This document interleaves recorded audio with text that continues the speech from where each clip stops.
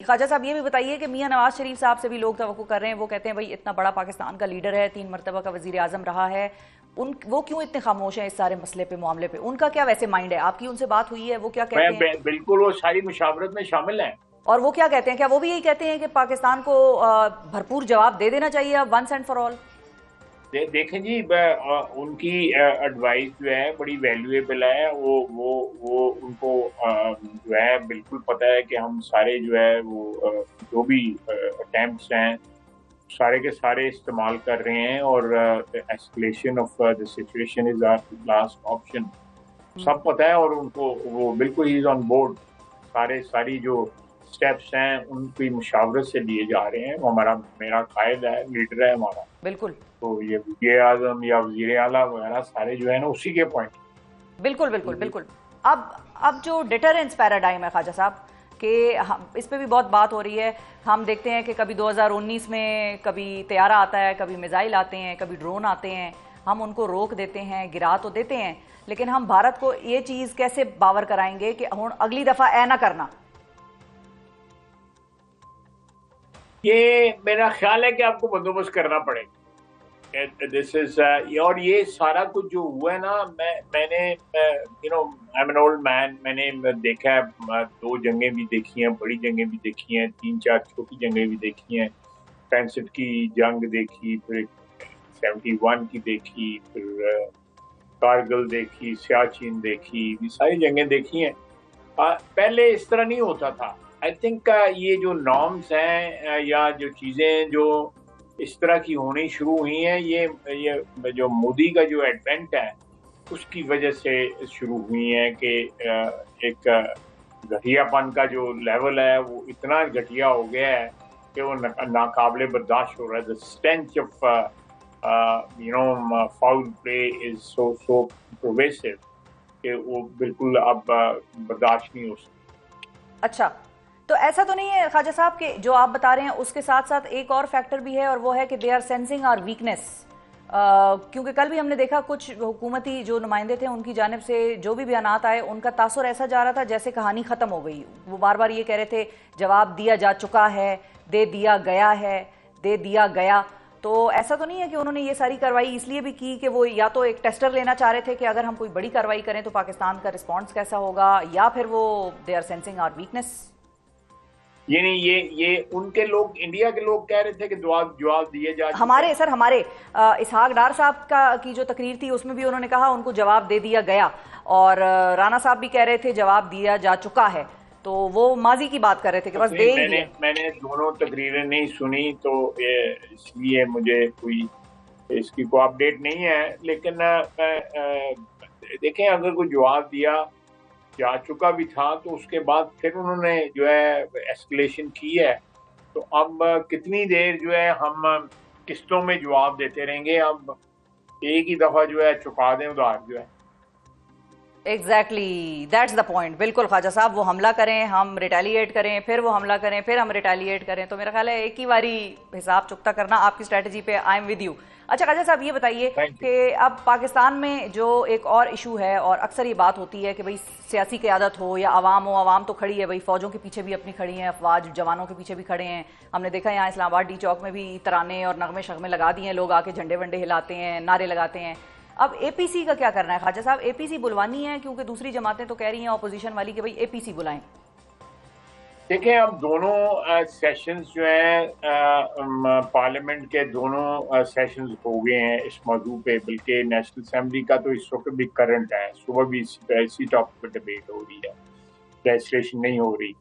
तो इसके बाद भी अगर एपीसी की ज़रूरत है, क्योंकि सारी पार्टीज जो है ना किसी न किसी सूरत में पार्लियामेंट के फ्लोर पे मौजूद हैं, सेनेट में और नेशनल असेंबली में।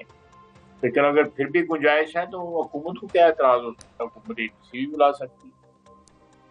अच्छा, यानी कि आपको नहीं महसूस होती कि एपीसी की अभी ज़रूरत है? Government is too busy, war like situation है, आप लोग उसको हैंडल कर रहे नहीं, हैं? अगर जरूरत, मैं कोई कंक्लूड नहीं करना चाहता इस आर्गूमेंट को। अच्छा। अगर जरूरत है तो बिल्कुल बुला लेनी चाहिए। मैं तो एक पॉलिटिकल वर्कर हूँ, मैं इस चीज़ों का जो है कायल हूँ कि मुशावरत जितनी हो अच्छी होती है। ठीक है, क्योंकि मौलाना फजलुर रहमान साहब और पीटीआई जो है वो दोनों खास तौर पे ये मुतालबा करते हैं कि भाई एपीसी बुलाएं, और जमात इस्लामी भी ये कह रही है कि एपीसी बुला लें, और साथ ही साथ पीटीआई का एक ये मुतालबा भी होता है कि भाई हमारे लीडर को भी उसमें पैरोल पे लेकर आ जाएं। देखें, ये मैं इस वक्त जो है थोड़ा सा रेस्ट्रेन करूँगा कमेंट देने से। जहाँ तक जेयूआई की और पीटीआई की तो प्रेजेंस दोनों हाउसेस में है।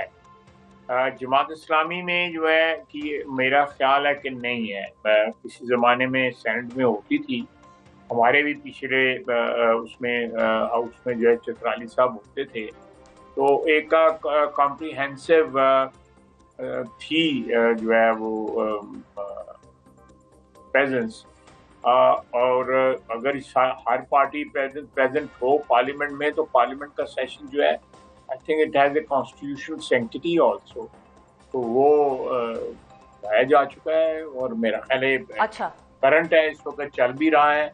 अगर सिचुएशन कल कुछ जो है तो कोई दूसरा रुख अख्तियार करती है तो वो भी डिस्कस हो जाएगा और जॉइंट सेशन भी बुलाया जा सकता है। ठीक है, क्योंकि जो आपका इरादा है या जो आपकी ख्वाहिश है, या बाकी भी बहुत सारे लोग ऐसे हैं जो कहते हैं कि भाई once and for all India को जवाब दे देना चाहिए पाकिस्तान को, तो उसके लिए या उसके बाद जो फॉल आउट आएगा उस पर आपको नहीं लगता कि हुकूमत को चाहिए कि सारी जमातें बैठें और या तो सबके साथ मुशावरत भी हो और सबको आप लोग कॉन्फिडेंस में लें कि भाई अगले 24 से 48 घंटों के दौरान हम ये करने जा रहे हैं, क्योंकि फॉल आउट सबका होगा, सब इस पर ऑन बोर्ड होंगे, तभी आप लोगों के पीछे फुल बैकिंग और सपोर्ट होगी।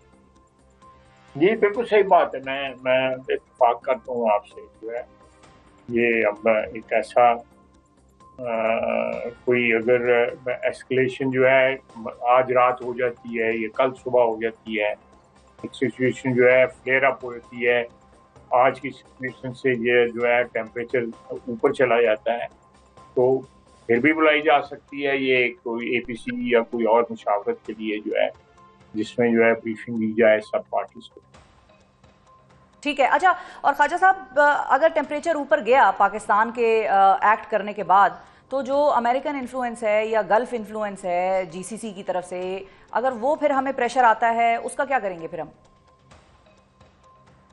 देखिए, हम ऑलरेडी अपने तो दोस्तों को जो है अपने दोस्तों को बता रहे हैं कि भाई आप उनको कहें कि इन्वेस्टिगेशन कराए, हमारी इन्वॉल्वमेंट एस्टेब्लिश करे, खाली खुली बयान ना दे, ज़बानी कलामी बात ना करे। हम ऑलरेडी अमेरिका को भी कह चुके हैं और हमारे इस मौक़िफ़ की जो है हमायत है इंटरनेशनली, उसको जो है किया जा रहा है। ठीक है, बिल्कुल सही है। और अगर मैं आपकी सारी डिस्कशन को सम अप करूं तो पाकिस्तान अब जवाब देने जा रहा है, और जवाब देने जा रहा है इंडिया को, और विच इज़ इमिनेंट, और उसके बाद फिर बात हो सकती है एपीसी होनी है या मैंने इमिनेंट का लफ्ज़ जो है आज से कुछ 6-7 दिन पहले इस्तेमाल किया। बिल्कुल सही है, आपने काफ़ी दिन पहले इस्तेमाल किया। और जाते जाते क्विकली ख्वाजा साहब ये भी बताइए कि मियां नवाज शरीफ साहब से भी लोग तवक्को कर रहे हैं, वो कहते हैं भाई इतना बड़ा पाकिस्तान का लीडर है, 3 मरतबा का वजीर आजम रहा है, वो क्यों इतने खामोश हैं इस सारे मसले पे, मामले पे? उनका क्या वैसे माइंड है? आपकी उनसे बात हुई है, वो क्या कहते हैं? बिल्कुल, वो सारी मुशावरत में शामिल है।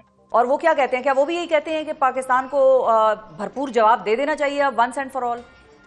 देखें जी, उनकी एडवाइस जो है बड़ी वैल्यूएबल है। वो उनको जो है बिल्कुल पता है कि हम सारे जो है वो जो भी अटेम्प्ट्स हैं सारे के सारे इस्तेमाल कर रहे हैं, और escalation of the situation is our last option, सब पता है। और उनको वो बिल्कुल ही इज ऑन बोर्ड, सारी जो स्टेप्स हैं उनकी मुशावरत से लिए जा रहे हैं। वो मेरा कायद है, लीडर है हमारा, बिल्कुल। तो ये वज़ीर आज़म या वज़ीर आला वगैरह सारे जो है ना उसी के पॉइंट। बिल्कुल बिल्कुल बिल्कुल।